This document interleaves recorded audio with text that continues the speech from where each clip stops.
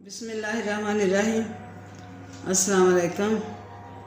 आज हम बनाएंगे कद्दू और चावल। ये कद्दू हाँ नया नया आया, अभी बिल्कुल फ्रेश है और नरम कद्दू है। तो साथ सफ़ेद चावल अच्छे लगते हैं कद्दू के साथ।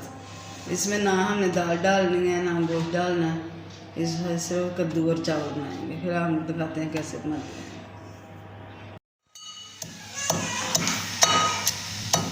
मिर्च हमारी फूट गई हैं, अब मसाला तैयार करते हैं।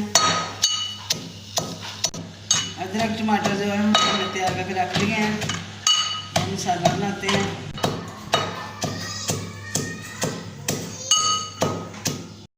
अच्छा जी, मसाला हमारा बन रहा है। अब लहसुन प्याज गल चुका है, आज इसमें डालते हैं ये खुशक धनिया, जीरा,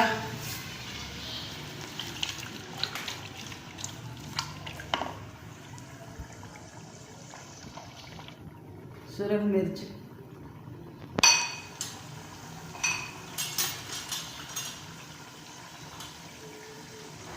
हल्दी,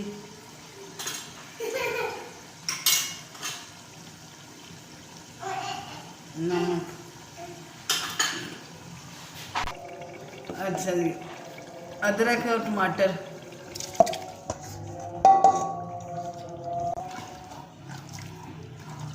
ये कद्दू का सालन जो है इसका मसाला ऐसे ही बनाना चाहिए।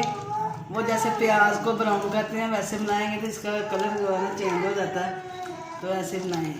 दूसरी चीज़ आपको बतानी थी मैंने कि जो भी चीज़ गलने में देर लगती है, जैसे कि माश की दाल होती है, चनों की दाल होती है, कोई भी चीज़, कुछ हांडियाँ होती है हमें लाजमी जल्दी बनानी होती हैं, तो उसमें जब घी में हम चीज़ को पकाते हैं तो वो चीज़ जल्दी गलती नहीं है, क्योंकि वो घी लग जाता है तो वो चीज़ थोड़ी देर से गलती है।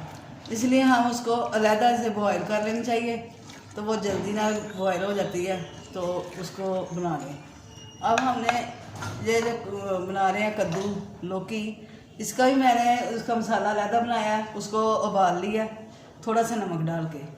इसमें नमक थोड़ा कम रखें, जैसे पालक में कम रखते हैं, क्योंकि ये जो इसमें नमक जल्दी ज़्यादा हो जाता है।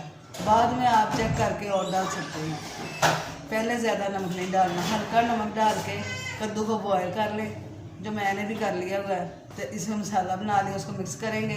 और जो मैं मिक्स कद्दू चावल बना रही हूँ।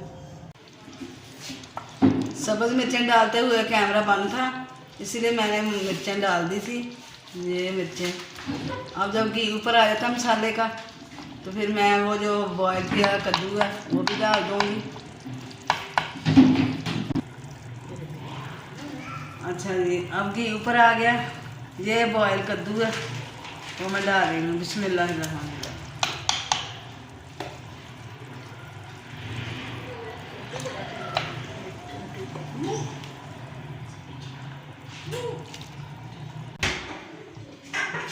बस ये अब थोड़ी देर में कद्दू तैयार हो जाएगा।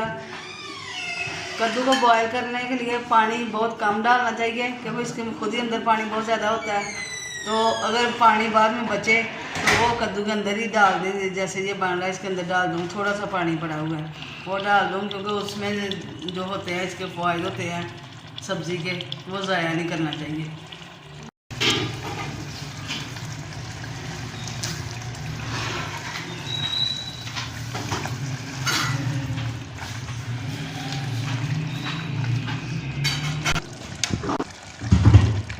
सब्ज़ धनिया,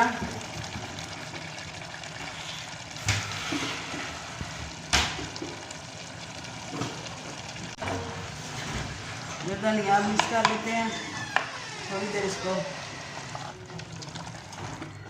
ये गरम मसाला,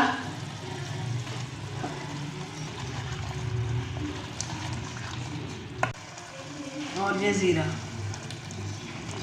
अब ये हांडी होगी हमारी कंप्लीट। तो